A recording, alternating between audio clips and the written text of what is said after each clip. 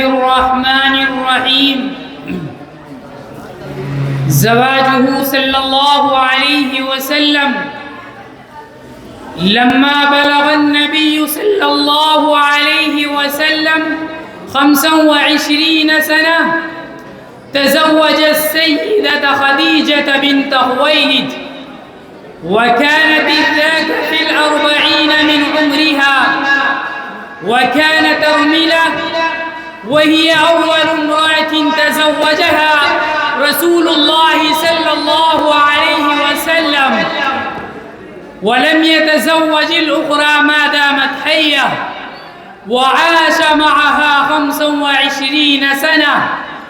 وأولاد النبي صلى الله عليه وسلم الذكور 3، وهم قاسم وعبد الله وإبراهيم، وبناته 4، وهن زينب ورقية وأم كلثوم وفاطمة، كلهم من خديجة إلا إبراهيم، فأمه مارية القبطية رضي الله عنها.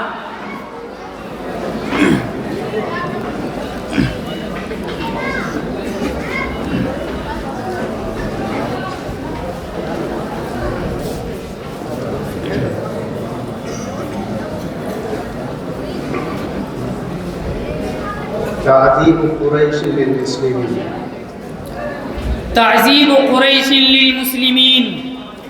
ومضى رسول الله صلى الله عليه وسلم يدعو الناس إلى الإسلام، ويئست قريش منه ومن أبي طالب، فنزل غضبهم على من أسلم من قبائلهم وأقربائهم، فعذبوا كثيرا من الصحابة، منهم بلال الحبشي وعمار بن ياسر ومصعب بن عمير وغيرهم من المسلمين الضعفاء.